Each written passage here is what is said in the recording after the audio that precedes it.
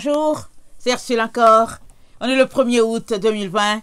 Alors je viens sonner la trompette aujourd'hui encore et je viens proclamer le retour de notre Seigneur Jésus-Christ. Amen. Alors soyez bénis. On est vraiment dans les temps où les choses sont en train de se placer tranquillement. Et certaines personnes voient ce qui se passe et d'autres semblent ne pas voir. Alors celles qui voient, alors s'apprêtent et les autres continuent avec leur train-train quotidien. Alors il est donc très important que toi qui m'écoutes, que tu puisses t'assurer que tu vois un peu. Amen. On ne voit pas tous en partie parce que ce n'est que dans la présence de Dieu que la vision est parfaite. Amen. Alors il suffit juste que tu aies cette connaissance-là, ce réveil-là, qu'on est dans les temps de la fin. Alors si tu l'as, je viens t'encourager à t'apprêter à ne pas perdre ton temps, ton énergie, à courir après les futilités, à courir après ce qui ne rapporte pas, spirituellement parlant. Amen. Alors, le Seigneur est en train de rassembler son épouse. Il est en train de séparer le bon grain du mauvais. Et, bon, malheureusement, les gens ne le voient pas. Il y a plusieurs enfants de Dieu qui ne le voient pas. Amen. Et il est important qu'on puisse prier pour ces personnes-là que nous connaissons et qu'on puisse aussi prier pour nous-mêmes afin qu'on ne se lasse pas de remplir nos lampes. Parce que, vous vous rappelez, avec la parabole des 10 vierges, il y a 5 qui sont entrés et 5 qui ont raté ces moments-là parce que leur lampe n'avait pas d'huile. Nous ne devons pas perdre notre huile et nous devons tout faire pour en conserver. Amen. Il est très important vraiment qu'on puisse veiller à cela, qu'on puisse travailler à cela. Que le Seigneur bénisse sa parole. Alors aujourd'hui, je viens parler du temps. Le temps est venu de séparer l'ivraie du bon grain. Amen. C'est Jésus qui l'a dit dans Matthieu 13, le verset 24 à 30. Mais avant de regarder ce passage-là, on va passer en revue certains passages qui annoncent le temps dans lequel nous sommes, à savoir le temps de la récolte. Amen. Alors, nous sommes dans le temps de la récolte et viendra un jour qui sera un jour de récolte. Et dans la récolte, il y aura le bon grain qui sera mis de côté. Et comment Dieu procède? Il dit, d'abord le mauvais grain sera ôté. Amen, c'est dit comme ça. Alors il est donc très important qu'on puisse prêter attention aux paroles du Seigneur Jésus-Christ. Amen. Alors je vais commencer d'abord par lire Esdras 4. Alors le verset 21. Alors, jusqu'au 25, ça va nous rappeler vraiment le temps dans lequel nous sommes. Et 4 Esdras. Dans nos Bibles, on a Esdras 1 et Esdras 2, mais on n'a pas 3 Esdras, 4 Esdras et tout ça. Alors, là, je le lis dans la Taube. Alors, rappelons-nous, on a plusieurs livres qui nous ont été ôtés, mais qui sont inspirés, qui sont remplis d'onction. Et l'information, c'est à nous d'aller le chercher. Amen. Alors, les gens nous ont dit, vous avez juste accès à 66 livres.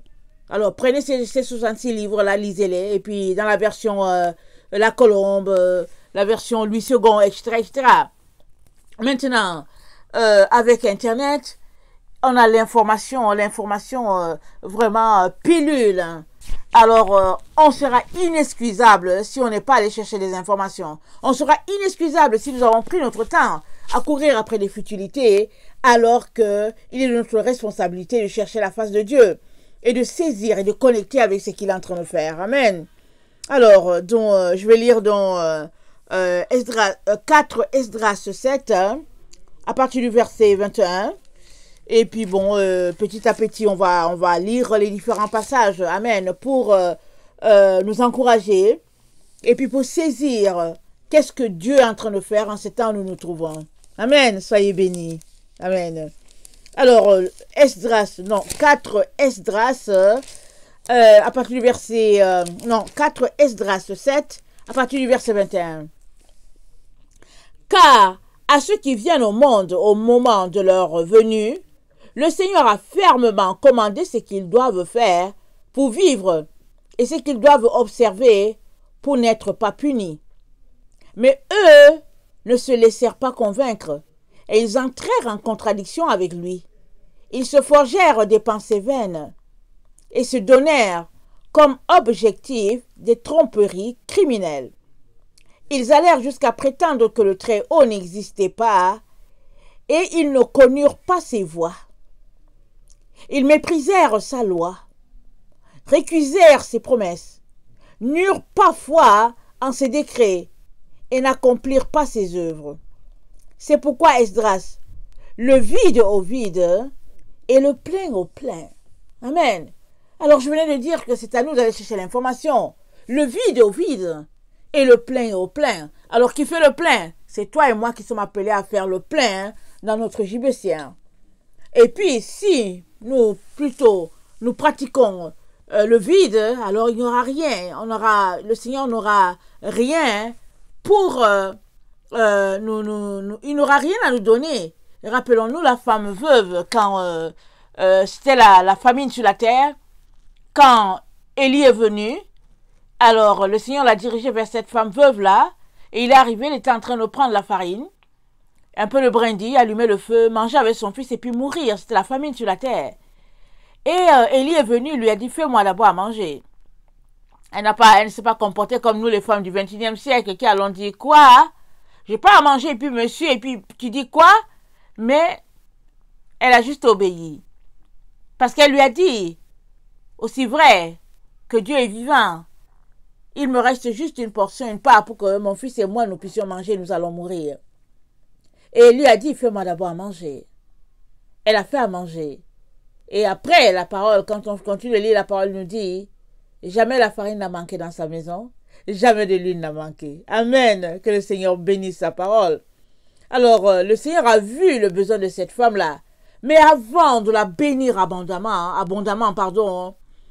il a agi dans son cœur pour qu'elle donne tout ce qu'elle avait. Et après cela, il l'a bénie. Alors très souvent, qu'est-ce que nous voulons? Nous voulons tout simplement que le Seigneur nous donne, et puis nous-mêmes nous ne voulons rien donner. Alors c'est pourquoi il dit, le vide au vide et le plein au plein. Alors comment passes-tu ton temps? Passes-tu ton temps à faire du vide, ou bien passes-tu ton temps à faire du plein? Alors je te souhaite d'être en train de faire le plein. Amen. Et si tu n'es pas en train de le faire, et que tu passes ton temps à faire le vide, commence maintenant, après avoir écouté cette vidéo. Amen. Donc voilà. Alors, 4 Esdras 4, le verset 22 à 43. C'est un peu long, mais il est important qu'on le lise. Amen. 4 Esdras 4, 22 à 43. Je vous encourage beaucoup à lire la Taube. Amen. Il y a beaucoup de livres là-bas qui sont classés apocryphes, mais qui sont très très inspirants, qui sont remplis de l'onction et puis qui nous enseignent. Amen. Qui nous ouvrent les yeux et l'esprit. On a besoin d'être éclairés. Amen. Amen. Donc voilà 4 Esdras 4, le verset 22 à 43. Et je vais lire. Alors c'est Esdras qui est en train de parler avec cet ange-là que Dieu a envoyé sur son chemin pour le guider et puis pour lui ouvrir l'esprit. Amen. C'est comme ça qu'il a pu nous laisser ces écrits-là. Alors, j'ai répondu, je te prie Seigneur, c'est Esdras qui parle, pourquoi la faculté d'intelligence m'a-t-elle été donnée? Je n'ai pas voulu t'interroger sur les voies d'en haut, mais sur celles qui passent par chez nous chaque jour. Pourquoi Israël a-t-il été livré en opprobre aux nations? Pourquoi lui le peuple qui t'a aimé, non, lui le peuple que tu as aimé, a-t-il été donné à des tribus impies? Pourquoi la loi de nos pères a-t-elle été annulée? Et pourquoi les dispositions écrites n'existent-elles nulle part? Nous avons traversé l'existence comme des sauterelles. Notre vie est comme une vapeur, et nous ne sommes pas dignes d'obtenir miséricorde. Mais que fera-t-il pour son nom qui est invoqué sur nous? C'est là-dessus que je t'ai interrogé. Il me répondit, si tu es là, tu verras, et si tu vis, tu t'étonneras souvent, car le monde se hâte rapidement de passer. Il sera incapable de porter les promesses qui, en leur temps, ont été faites aux justes, puisque ce monde-ci est plein de tristesse et d'infirmité.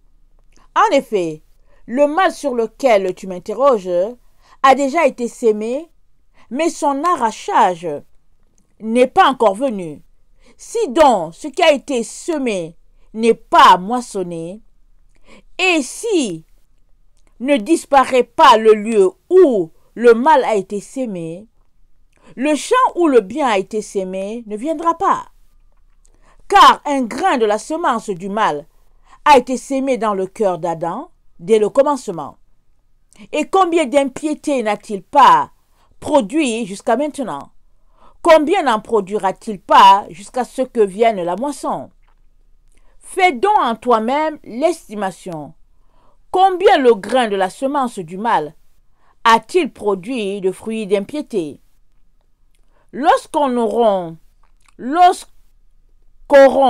été semés les plus innombrables, quelle grande moisson produiront-ils?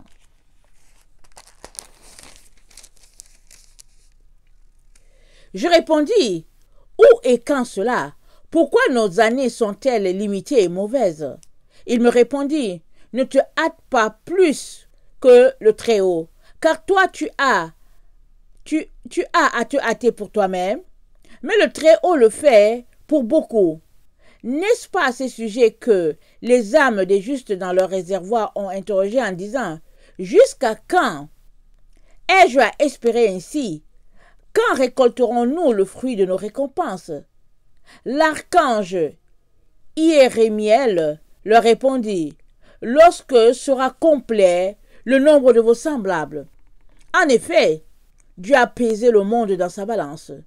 Il a mesuré la mesure des temps. Il a dénombré le nombre des temps. Il ne provoquera ni ébranlement ni agitation avant que ne soit complète la mesure prédite. Je répondis, ô Seigneur et Maître, mais nous aussi nous sommes tous pleins d'impiété. Ne serait-ce pas à cause de nous qui est entravée la moisson des justes, à cause des péchés des habitants de la terre? Il me répondit, va interroger la femme enceinte pour savoir si son sein peut encore retenir en lui le fœtus quand les 9 mois sont achevés. Et je dis, elle ne le peut, Seigneur. Il me dit, dans l'enfer, les réservoirs des âmes sont comparables au sein maternel.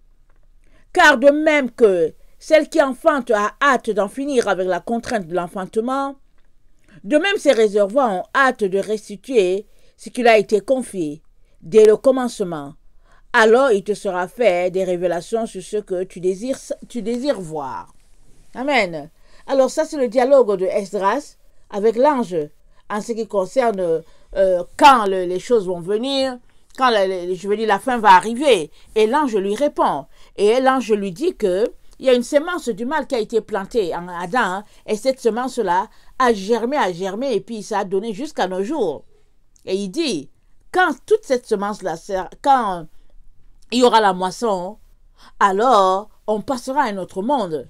Alors il est en train de parler ici de ce temps millénaire, parce que la semence de mal a été plantée en Adam, amen, il l'a plantée, alors ça a été planté là, et ça c'est en train de s'achever parce qu'on arrive à la fin de 6000 ans, et après cela, il y a eu le sabbat, le 7e jour. Alors, on se repose, Dieu se repose, il s'est reposé, et ça sera concrétisé dans 1000 ans de repos sur cette terre. Repos pour ceux-là qui seront sauvés, mais repos aussi pour la terre, repos pour les animaux, pour le bétail, pour les insectes, pour toute la création, ça sera repos. C'est pourquoi Romain dit, la terre soupire après la révélation des fils de Dieu, parce que la création a été soumise de son plein gré, pas de son gré, elle a été soumise à toute cette abomination-là, à toute cette déchéance-là qui s'est passée dans le jardin d'Éden. Alors même la création soupire à un temps de repos. Et la Bible nous dit, Dieu va permettre ce repos-là dans les temps où nous sommes. Maintenant, il est important que tu puisses être quelqu'un qui observe le sabbat. Parce que si tu n'observes pas le sabbat, le samedi, si tu n'honores pas ce jour-là que Dieu a trouvé sacré, il a dit dans sa parole, le 4e commandement, qu'on va l'observer à perpétuité, alors sache que tu ne pourras pas te retrouver dans le sabbat qui est le 1000 ans. Parce que 1000 ans de repos sur cette terre, c'est le sabbat, c'est un repos pour que la terre soit refaite et puis pour que, au fait, l'humanité puisse goûter à un gouvernement tel que Dieu aurait espéré. C'est ça l'histoire. Parce que dès qu'Adam et Ève ont été placés dans le jardin d'Éden, je ne sais pas combien de temps ça a duré, ça n'a pas pris long. Ils n'ont pas eu le temps de faire des enfants dans une racine de sainteté et que tout de suite, ils ont été happés par le diable. Et ça a duré, depuis ça dure 6000 ans de saga, vraiment. Et le Seigneur nous donne, dans ce temps où nous nous trouvons, il nous dit qu'il y aura un millénium. Et la terre va goûter à un gouvernement tel que Dieu aurait souhaité qu'il soit. Amen. Elle aura un gouvernement de paix, de règne, où le lion couchera dans le même gîte que le serpent. Extraordinaire, n'est-ce pas? Vous n'avez pas hâte à ce temps-là? Moi, oui. Alors, il est donc important que nous puissions travailler d'arrache-pied de manière à nous retrouver dans le millénium. Amen. Et cela prend que nous puissions nous dépouiller des œuvres de la chair, parce que là-bas dans le millénium, c'est ceux-là qui auront fait leur preuve sur cette terre souillée où nous sommes, c'est ceux-là qui auront fait leur preuve sur cette terre-là en disant non, nous ne sommes pas de ce monde. Nous sommes les fils de royaume et nous voulons vivre dans la sainteté, dans la pureté. Nous laissons les œuvres de la chair pour nous tourner vers les œuvres de l'esprit. Amen. Il est donc important que tu saisisses cela. C'est le lien entre le temps dans lequel nous nous trouvons et le millénium dans lequel on va tomber dans quelques années là. En tout cas, je ne sais pas, est-ce que 7 ans, est-ce que 10 ans, dedans de cela. Amen. Alors, le Seigneur sait, parce que vous savez, je l'ai souvent dit et je le redis encore, que on est dans les temps où les 7 ans, la dernière semaine de Daniel va commencer. Amen. Et Daniel lui-même, il l'a scindé en 2 temps. 3 ans et demi et puis 3 ans et demi. Alors, il y aura 3 ans et demi, il y aura un groupe qui ne sera plus là, ils seront mis à l'abri. Mais comment? Ce sera par la mort. Une mort atroce, c'est un peu comme les apôtres sont morts. Parce qu'ils ont été appelés à défendre leur foi. Et c'était soit renoncer à ce Jésus-là, soit payer de leur vie. Et ils n'ont pas refusé. Et nous sommes la génération qui sont appelés à vivre ce même type de foi, ce même degré, cette foi avec la même intensité que les autres. Alors, si nous comprenons cela, il est donc important qu'on laisse de côté le mensonge et qu'on vive pour la vérité. Amen. Et puis, l'autre 3 ans et demi, c'est là qu'il y aura une très très grande tribulation. Où ceux-là qui, au fait, les enfants de Dieu qui seront retrouvés dans ce temps-là, ils vont souffrir terriblement. Parce que pour pouvoir passer de notre monde à l'autre monde, ils devront tenir fortement parce qu'ils seront torturés par des démons sous forme humaine. Et les gens les torturent pourquoi? Pour ne pas les laisser aller dans la présence de Dieu. Parce que n'oublions pas, ces gens-là qui vont les torturer, ils sont déjà adonnés au diable. Alors si eux, ils sont dans les œuvres des ténèbres, qu'ils ont déjà goûté vraiment à la terreur, dans la noirceur, les ténèbres et tout ça, ils ne voudront pas que toi tu ailles dans la lumière. Ils vont tout faire pour t'y empêcher. Mais tu dois tenir. Amen. Alors moi, je t'encourage à tout faire pour partir avec le premier groupe. Amen. Mais si tu arrives que ça ne va pas, que tu ne réussis pas, ne te décourage pas. Accroche-toi pour le second groupe. Parce que le second groupe, c'est dit que leur résurrection, ça sera après les 1000 ans. Alors, ce serait vraiment très bien que tu puisses goûter, amen, à ce millénium-là. En tout cas, je t'encourage. Et pour cela, en tout cas, retrousse tes manches et vis uniquement pour le Seigneur là où tu te trouves actuellement. Amen. N'écoute pas toutes ces personnes-là qui te disent que tu n'as pas besoin de te soucier de quoi que ce soit. Ne les écoute pas. Elles sont perdues. Elles sont vendues à la cause de Satan. Concentre-toi à chercher ton Dieu. Amen.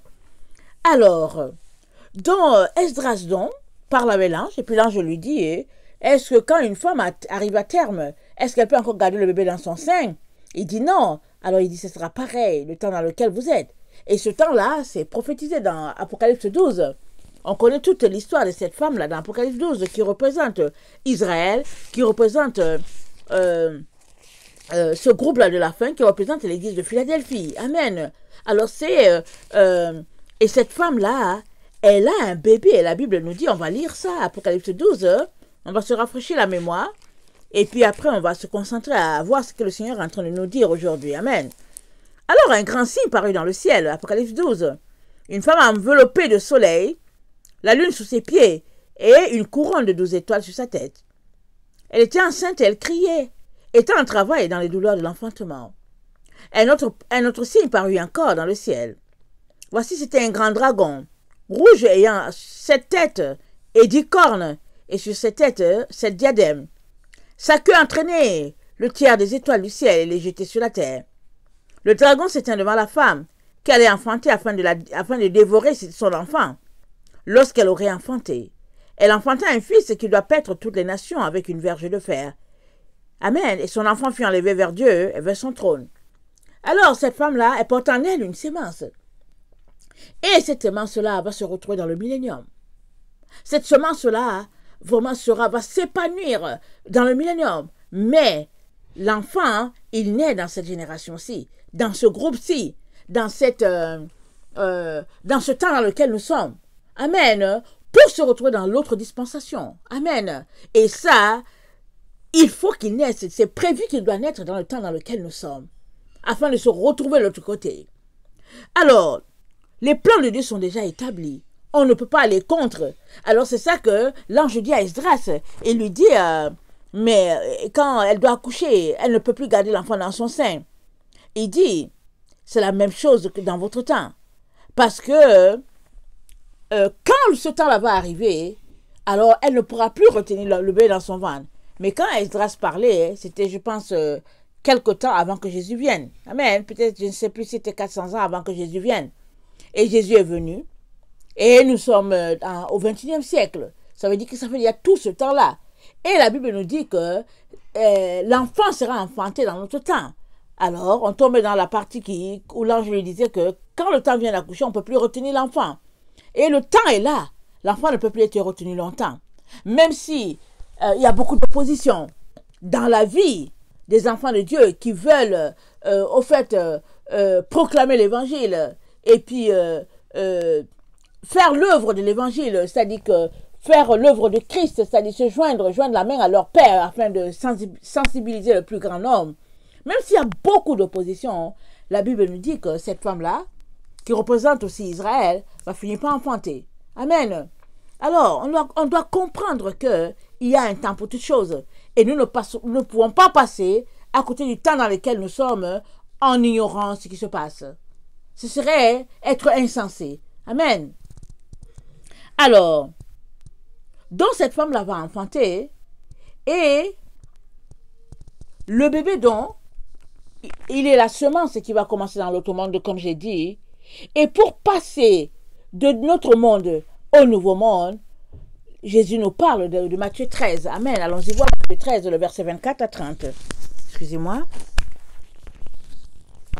Excusez-moi, j'ai fait une erreur, pas une erreur, un bruit là tantôt, excusez-moi, avec les micros qui sont tellement sensibles. Alors, Matthieu 13, le verset 24 à 30. Matthieu 13, le verset 24 à 30.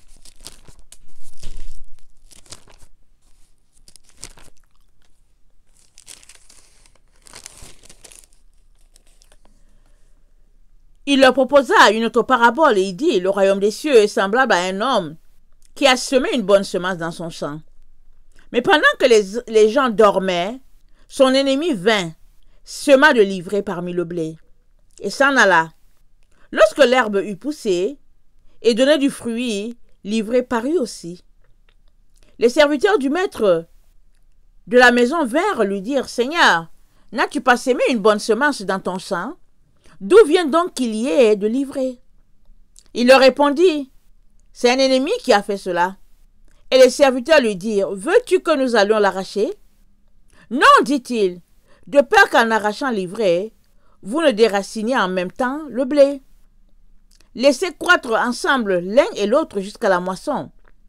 Et à l'époque de la moisson, je dirai au moissonneur, arrachez d'abord l'ivraie et liez-la en gerbe pour la brûler, mais amassez le blé dans mon grenier. » Amen. Alors le Seigneur dit, non, il ne faut pas arracher l'ivraie maintenant. Parce que ça risque de faire du tort au bon grain. Tant il est vrai que souvent, l'ivraie est dans le même trou que se trouve la bonne semence. Et quand tu veux arracher l'ivraie, tu risques d'arracher la plante de sa racine. Alors il dit non, non, laissez-les ensemble, laissez-les. Au moment de la moisson, tout cela, ça sera réglé. Et nous sommes dans ce temps de moisson. Nous sommes dans le temps où Dieu est en train de séparer les enfants. Il sépare l'ivraie du bon grain. Mais les enfants de Dieu ne le voient pas. Il sépare les boucs avec les brebis. Parce qu'aujourd'hui, quand tu vas dans l'église de Dieu, tout est confondu. C'est l'Odyssée à outrance. Tu t'arrêtes, tu te dis, mais c'est qui est chrétien dedans? Est-ce que c'est celui-là? Est-ce que c'est elle? Tu es mélangé, tu ne sais pas c'est quoi. Alors Jésus a dit, non, non, non, laissez-les, laissez-les. Le temps vient où la moisson sera faite. Et nous sommes dans ce temps-là, mes chers frères et chères sœurs. Craignons Dieu. Travaillons de manière à ne pas être arrachés. Parce que c'est dit que, il a déjà décrit comment il va procéder. Il dit que le mauvais grain sera d'abord pris en premier. Et il sera assemblé en une gerbe. On va les prendre comme une seule personne. Un seul esprit, c'est-à-dire ce sera l'esprit de l'Antichrist. L'esprit qui est contre le Christ. Alors ce sera une seule gerbe. Et ça sera jeté dans le feu. Et puis l'autre sémence la bonne semence va donc continuer de reverdir et puis de remplir la terre d'une bonne semence. Il est important qu'on saisisse cette parabole-là parce qu'elle a une portée. Elle a une portée éternelle. Amen. Non seulement cela, mais elle nous envoie, elle fait la séparation entre les deux temps, les deux mondes. Le monde dans lequel nous nous trouvons, où le monde est en train de passer, et l'autre monde à venir. Seulement le petit hic, c'est que pour passer à l'autre monde, n'y va pas qui veut. Pour passer à l'autre monde, il faudrait que tu réussisses ta vie sur cette terre. Pas comme dans le sens du monde, mais que tu le réussisses comme Jésus l'a voulu, ou bien Jésus le veut. Amen. Et c'est vraiment une vie de renoncer constamment aux œuvres mortes de la chair et de se tourner vers les œuvres de l'esprit. Amen. Alors, il dit, c'est un ennemi qui a fait cela. Et les serviteurs lui disent, veux-tu que nous allons arracher? Non, dit-il, de peur qu'en arrachant l'ivraie, vous ne déraciniez en même temps le blé. Souvent, on ne s'arrête pas sur les semences qu'il y a dans notre cœur. Amen. Mais avec l'information que nous avons, on peut venir planter dans notre cœur une semence d'amertume, une semence de péché, un mauvais grain. On ne réalise pas. C'est pourquoi il est très important de veiller à notre temps, de veiller à ce qu'on écoute, de veiller à ce qu'on regarde et de faire très très attention. Parce qu'une fois qu'une semence est sémée, alors ça prend soin du temps pour la déraciner. Et souvent même, la semence est sémée et finalement ça vient nous aveugler. Et on devient perdant. Parce qu'on ne voit plus, on tâtonne, on ne voit plus rien. Et le Seigneur nous encourage à ne pas tellement se préoccuper de l'ivraie qui est là. On a conscience que l'ivraie est là, juste là, à notre pied. Mais c'est de continuer de vivre de manière à produire du fruit parce que les moissonneurs vont venir arracher l'ivraie. Alors, je ne sais pas où tu te classes, mon frère, ma soeur, je ne sais pas où. Mais fais tout pour ne pas être qualifié d'ivraie un jour par Jésus. Fais tout. Parce que ces enfants, ces véritables enfants, ils les appellent le bon grain. Et les autres qui peinent à marcher dans la sainteté, qui peinent à marcher dans la sainteté, oui, mais surtout qui refusent, ils auront la difficulté à pouvoir satisfaire ce que Jésus-Christ attend d'eux. Seul par la sanctification, on y arrivera. Par la sanctification, on y arrivera. Mais il faut le vouloir. Il faut le vouloir avec force. Amen. 4 Esdras, le verset 5, nous dit ceci. Non, 4 Esdras 5, le verset 1 à 15 nous dit ceci.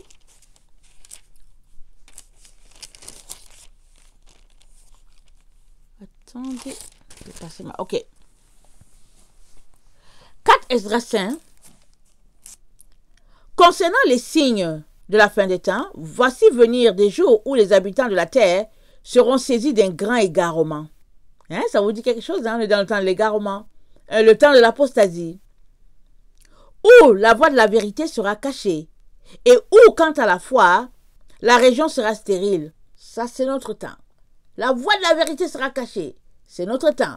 Et telle sorte que quand quelqu'un dit la vérité, tout le monde se tourne contre lui pour en finir avec lui. Parce que les gens aiment le mensonge. Et Jésus a dit quelque part dans 2 Thessaloniciens 2, je pense le verset 10 ou bien 11, il a dit, parce qu'ils n'ont pas aimé la vérité, l'amour de la vérité qui les aurait sauvés, parce qu'ils n'ont pas aimé cela, alors Dieu leur envoie une puissance d'égarement. Question le dit, puisque tu aimes le mensonge, allez, vas-y, vis pleinement dans le mensonge. Alors, l'injustice proliférera plus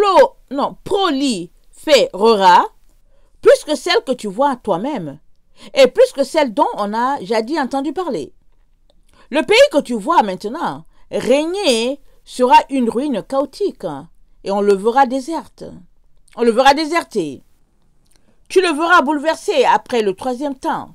Si le Très-Haut te donne de vivre, le soleil resplendira soudain pendant la nuit et la lune pendant le jour.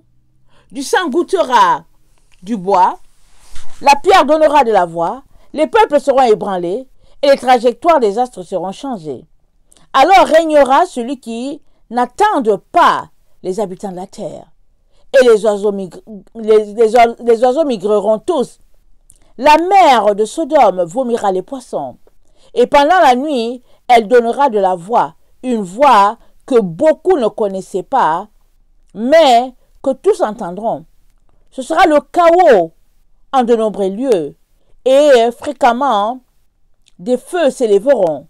Les bêtes des champs quitteront leur domaine, et les femmes au moment de leurs règles enfanteront des monstres.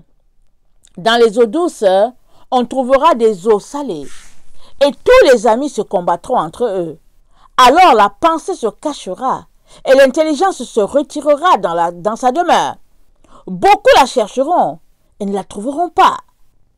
L'injustice et la débauche proliféreront sur la terre. Un pays interrogera son voisin et dira, n'est-elle pas passée chez toi la justice qui fait le juste? Et il dira non. Alors en ce temps-là, les hommes espéreront, mais n'obtiendront rien. Ils peineront, mais leurs voix n'aboutiront pas. Voilà les signes que tu m'as permis de te dire, si tu pries de nouveau, si tu pleures comme maintenant, et jeûnes 7 jours, tu entendras pour la seconde fois des choses supérieures à celles-ci. Je m'éveillai, mon corps trembla fortement d'horreur, et mon âme peina au point de défaillir. Mais l'ange qui était venu et qui s'adressait à moi me soutint, me réconforta et me dit, debout. Amen. Quand on lit ça, on voit que c'est notre temps. Amen. Il dit, les amis se combattront entre eux. Il dit, ce sera un temps d'égarement. Les gens, au fait, ils ne sauront pas où est la vérité. Et l'injustice sera partout. Et il dit, mais le pays va devenir déserté. Le pays sera déserté, l'endroit sera déserté. Pourquoi? Quand ils vont commencer là bientôt, vous écoutez, c'est l'abomination de la désolation. Rappelez-vous, je sais pas, je pense que j'ai fait une vidéo là-dessus. C'est l'abomination qui cause la désolation. La désolation, c'est quoi? C'est le désert. Alors, quand ils vont commencer à dire que, obligé, on doit prendre le vaccin, je vais vous dire une chose. Si on est encore sur cette terre, les maisons seront vides. Hypothèques, en tout cas, les gens vont disparaître. Ils vont partir vivre dans les forêts. Ils vont se soutenir là-bas. Ils seront comme des animaux là-bas. Parce que ce n'est pas juste les chrétiens qui ne veulent pas prendre la puce. Les gens sont réveillés par eux-mêmes. Ils ont été créés à l'image d'un Dieu. Alors, ils savent que ce que Bill Gates est en train de faire avec son groupe, ce n'est pas correct. Ils savent que ces gens-là, ce sont des maniaques. Ce sont des malades. Ils le savent. Et pour leur vie, ils vont fuir, ils vont quitter les villes, ils vont partir. Ce sera désert. Nous sommes dans ce temps-là. Alors si toi, là, tu veux te convaincre que non, tu as encore le temps et que bon, tu peux jongler ceci, tu peux jongler cela, tu es dans le leurre. Tu es dans l'illusion. Réveille-toi. Réveille-toi. On est dans le temps où Dieu est en train d'appliquer sa justice sur la terre. Et la justice, elle a commencé par la maison de Dieu. Et il est en train de juger. Il est en train de séparer bouc et brebis, ivraie du bon grain. Il fait la séparation. Où te trouves-tu? Où te places-tu? Réveille-toi. Au lieu de rêver, en te disant que bon, que tu es quand même correct, que tu donnes ta dîme, et que tu fais par... et que si Jésus venait, il ne te laisserait pas. Il y a beaucoup d'enfants de Dieu qui réfléchissent comme ça. Si bien qu'ils ne font pas leur devoir.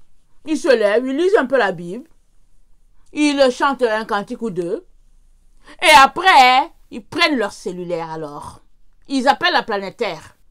Ou bien, ils ouvrent la télé, ils regardent leurs émissions. La vie continue bien pour eux. Pourquoi? Parce qu'ils ont donné à Dieu ces 2 heures ou bien ces 1 heure.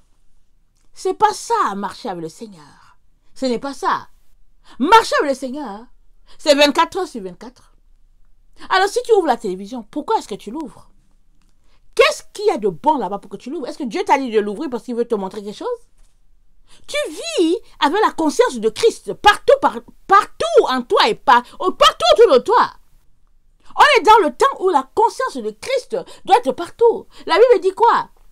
La terre sera remplie de la connaissance de Dieu comme l'eau couvre le fond de la mer. C'est de ça qu'il est question. Mais le bon chrétien de Laodicée, il va passer en revue les choses qu'il aime, qu'il fait pour Dieu. Il va s'asseoir en pacha sur son fauteuil se disant que bon, après tout, quand Jésus va venir, il ne va pas rater de me prendre quand même. C'est là qu'il sera surpris. C'est là qu'il sera surpris. Ce n'est pas les gens qui manquent à Jésus pour sauver. Les gens comme ça, là, il y en a plein sur la terre. Mais Jésus cherche ceux-là en qui il se voit. Celui-là qui sera intime avec lui. Celui-là qui va se regarder, qui va dire Jésus, tu es tout pour moi. Viens à mon secours et aide-moi à alerter le plus grand nombre. Amen. Et Jésus était pauvre sur cette terre. Il était humble. Il a marché, il a guéri, il a soutenu, il a aidé les gens dans le besoin. C'est comme ça qu'il a marché. Incognito. Jusqu'à ce que les gens se rendent compte qu'il guérissait, alors les gens couraient vers lui quand il passait. Jusqu'à ce qu'ils se rendent compte qu'il multipliait le pain et le poisson, alors ils couraient vers lui parce qu'ils voulaient manger. Mais sinon, Jésus est passé incognito. Et c'est pourquoi nulle part on ne voit comment c'est décrit, comment il était habillé et tout ça. Seul à l'endroit où il était devant Pilate. Mais nous, on aime la vie du monde, on aime l'autre. Quand on regarde nos chaussures, on se dit waouh. On regarde la personne, on se dit bon, voilà, c'est un serviteur de Dieu. Tu le regardes, il n'a rien de Jésus, mais il dit qu'il est serviteur. On est dans ce temps-là. Réveillons-nous, apprêtons-nous et laissons Jésus-Christ prendre toute la place en nous afin qu'il puisse être élevé et glorifié. Amen. Alors, où est-ce que j'étais encore? Ok. Alors, il dit, les poissons, tout ça dans la mer, tout ça, ça va périr. Et on sait, souvent, quand la télévision montre, on voit des poissons vraiment qui sont là. Pourquoi est-ce que la mer les a renvoyés? On ne sait pas. Voilà, ils meurent, des baleines. La création de Dieu s'ouvre. Et c'est le signal pour nous. C'est le signal de réaliser que, hé, Seigneur, on est dans le temps. Aide-moi à être prêt. Et on est appelé donc à courir pour que vraiment tout soit prêt quand Jésus-Christ sera là. Amen. Alors régnera celui que n'attendaient pas les habitants de la terre. Et les oiseaux migreront tous. La mer de Sodome vomira les poissons.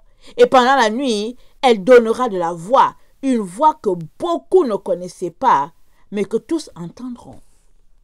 Alors régneront celui que le monde n'attendait pas. C'est qui? Satan va régner. Il va régner. sous l'antichrist, le faux prophète, parce qu'il est le dragon. Il va régner. Il va posséder 3 personnes. Une personne qui sera le dragon, l'autre l'antichrist, l'autre le prophète, et puis l'économie, et puis la religion, et puis tout sera sous le contrôle du nouvel ordre mondial. Tout. Il est très important que tu puisses t'arrêter et réaliser que ce n'est pas un temps lointain. Ils sont juste en train de mettre en place leur système. Et puis, si le vaccin n'était pas quelque chose de grave là, ils n'allaient pas nous obliger. Mais ils vont obliger les gens. Parce que tellement ils aimeraient réussir leur projet. Qu'est-ce que Daniel a dit? Allons-y regarder, je pense Daniel 2, le verset 43, nous dit ceci. Daniel 2, le verset 43.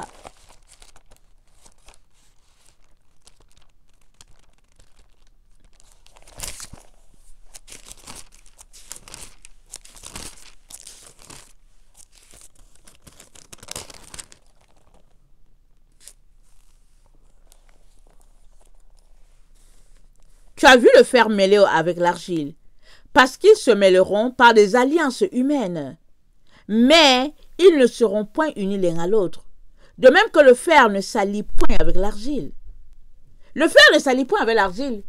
Mais ils veulent nous allier, nous les humains. Vous savez qu'on est d'argile, on est de la terre. Alors ils veulent allier le fer avec l'argile. Et dans ce vaccin-là, il y a du plomb, il y a toutes sortes d'histoires, il y a le plomb. Alors ils veulent mélanger ça et puis faire de nous des ordinateurs ambulants. On marche là, on est une antenne pour eux, pour leurs satellites et pour toutes leurs histoires. Mais ce qui est grave, c'est qu'il y a des gens qui trouvent ça cool. Ils se disent, bon, ce sera le fun. Tellement ils sont aveugles, ou bien ils sont aussi des néphilim sous forme humaine. Mais il y a ceux-là qui raisonnent, c'est-à-dire qui sont alertes, qui disent quoi? Non, je ne serai pas un ordinateur. Non, non, non. Si Dieu voulait que je sois un ordinateur, il m'aurait créé un ordinateur. Non, je refuse. Et ceux-là, en tout cas, ils devront donner de leur vie pour pouvoir refuser. Leur vie sera sur les tables. Leur vie sera sur la table. Parce que tout le monde sera obligé. Apocalypse 13 nous dit, on le connaît le texte, c'est bon toujours de lire, de se rafraîchir la mémoire, et puis de laisser ça là dans la tête, et puis quand on est couché, tous ces versets nous reviennent. Et puis Apocalypse 13 nous dit ceci. Et elle fit que tous, petits et grands, riches et pauvres, libres et esclaves, reçussent une marque sur leurs mains droite et sur leur front.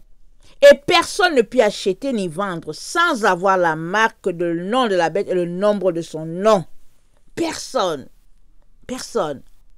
Et Apocalypse 14, verset 9, et un autre, parlant de l'ange, un troisième ange les suivit en disant d'une voix forte, si quelqu'un adore la bête et son image et reçoit une marque sur son front ou sur sa main, il boira lui aussi du vin de la fureur de Dieu, versé sans mélange dans la coupe de sa colère, et il sera tourmenté dans le feu et le soufre devant les saints anges et devant l'agneau.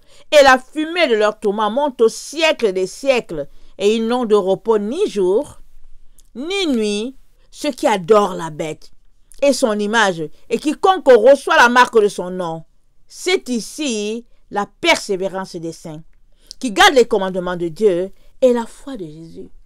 Le temps de notre persévérance a commencé. Ça a commencé. Il faut tenir. Il faut refuser ce qu'ils veulent nous imposer. Alors, si tu refuses de porter le masque, tu pourras refuser de prendre le vaccin. Et tu pourras refuser de prendre la puce. Mais si tu acceptes de prendre le masque en disant que c'est les autorités, que feras-tu quand ils vont te dire que c'est le vaccin? Tu vas toujours dire que c'est les mêmes autorités? Tu as besoin de te nourrir de la parole, parce que toi et moi sommes nés de la parole. Jésus, c'est la parole. C'est la parole qui nous a conçus, et nous sommes nés de la parole. Et le Saint-Esprit, par le Saint-Esprit, pardon. Nous sommes nés de la parole par le Saint-Esprit. Alors si toi tu ne te nourris pas de la parole, alors comment vas-tu faire? Parce que Jésus a dit, il est écrit, quand le diable a voulu le tenter. Jésus a dit, il est écrit. Toi et moi, hein, sommes appelés à dire, il est écrit. Et c'est par la parole.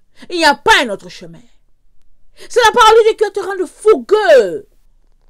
Mais si tu ne la lis pas, que tu passes ton temps dans la télévision, à zapper, parce que tellement tu n'as rien à faire, et puis quand tu vas sur Internet, tu cherches juste les blagues, les dessins de sourire, je suis désolée de te le dire, tu creuses ta tombe, tu es en train de le creuser.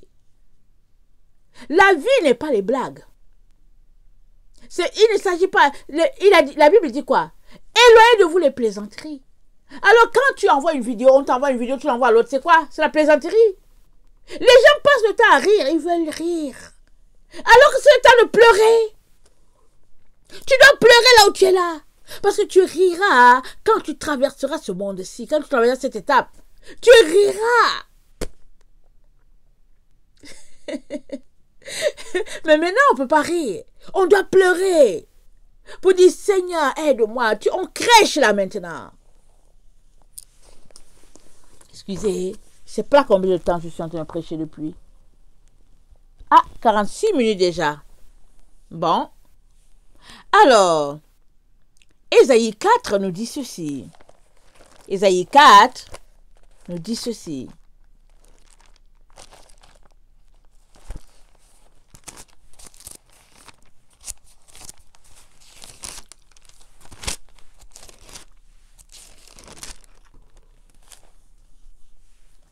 Et cette femme saisiront en ce jour-là un seul homme, et diront, nous mangerons notre pain, et nous nous vêtirons de nos habits. Fais-nous seulement porter ton nom, enlève notre opprobre. En ce temps-là, le germe de l'Éternel aura de la magnificence et de la gloire, et le fruit du pays aura de l'éclat et de la beauté, pour les réchappés d'Israël. Et les restes de Sion, les restes de Jérusalem seront appelés saints. Amen. Quiconque à Jérusalem sera inscrit parmi les vivants, après que le Seigneur aura lavé les ordures des filles de Sion, et purifié Jérusalem du sang qui est au milieu d'elle, par le souffle de la justice et par le souffle de la destruction, l'Éternel établira sur cette étendue, sur toute l'étendue de la montagne de Sion, et sur ces lieux d'assemblée, une nuée fumante pendant le jour, et un feu de flamme éclatante pendant la nuit, car tout ce qui est glorieux sera mis à couvert. Il y aura un abri pour donner de l'ombre contre la chaleur du jour, pour servir de refuge et d'asile contre l'orage et la pluie. Alors le Seigneur est en train de nous dire ici que la montagne de l'Éternel sera dans Sion. Amen, c'est ici, on vient de le lire. C'est dit, quiconque à Jérusalem sera inscrit parmi les vivants. Hein? Attendez, verset 3. Et le reste de Sion, les restes de Jérusalem seront appelés saints. Après que le Seigneur aura lavé les ordures de la fille de Sion et purifié Jérusalem du sang qui est au milieu d'elle. Amen. Par le souffle de la justice et par le souffle de la destruction, l'Éternel établira sur toute l'étendue de la montagne de Sion et sur les lieux d'assemblée une nuée fumante pendant le jour et un feu de flamme éclatante pendant la nuit. Vous vous rappelez ça, le symbole, quand le tabernacle était là, quand Israël était campé dans le désert. Amen. Le même phénomène va revenir. Mais avant que cela soit possible, Dieu est en train de nettoyer. Il va faire le ménage, il va faire la séparation entre le bon grain et le mauvais. Et après, il va nettoyer. Avant d'élever la montagne. Amen. Et puis de prendre ce temps-là avec ses enfants, de faire jouir à ses enfants hein, de tout ce qu'il a prévu pour eux. Amen. Dans Apocalypse 21, je vais finir avec ça. C'est dit ceci. La nouvelle Jérusalem va descendre du ciel d'auprès de Dieu. Puis je vis un nouveau ciel et une nouvelle terre, car le premier ciel et la première terre avaient disparu et la mer n'était plus. Et je vis descendre du ciel d'auprès de Dieu, la ville sainte, la nouvelle Jérusalem, préparée comme une épouse qui s'est parée pour son époux. Et j'entendis du trône une forte voix qui disait, « Voici le tabernacle de Dieu avec les hommes. Il habitera avec eux. Ils seront son peuple, et Dieu lui-même sera avec eux. Il essuiera toute larme de leurs yeux, et la mort ne sera plus, et il n'y aura plus ni deuil, ni cri, ni douleur, car les premières choses ont disparu. Et celui qui était assis sur le trône dit, « Voici, je fais toutes choses nouvelles. » Et il dit, « Écris, car ces paroles sont certaines et véritables. » Et il me dit, « C'est fait. Je suis l'alpha et l'oméga, le commencement et la fin.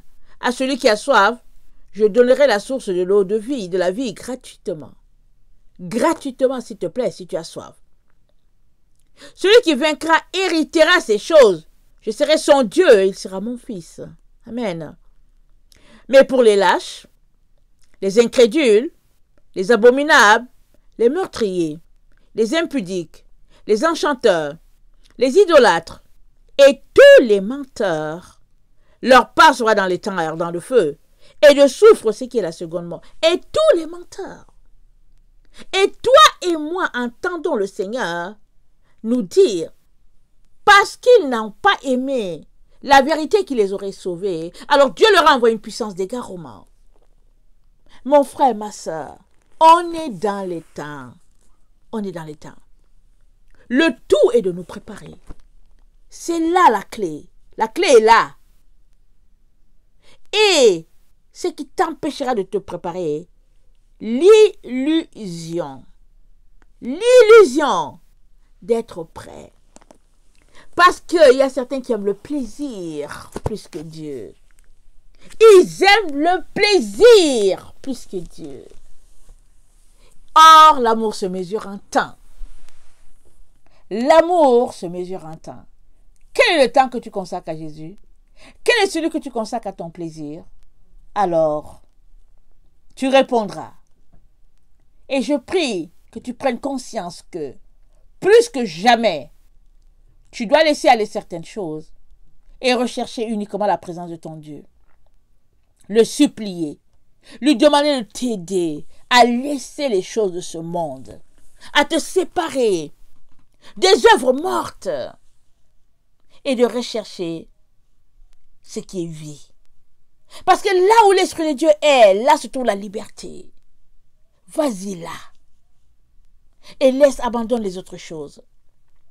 Amen. Que le Seigneur bénisse sa parole. Je vous aime beaucoup. Et Dieu davantage. Maranatha, Jésus revient. Apprêtons-nous. Amen. Soyez bénis. Amen. Amen.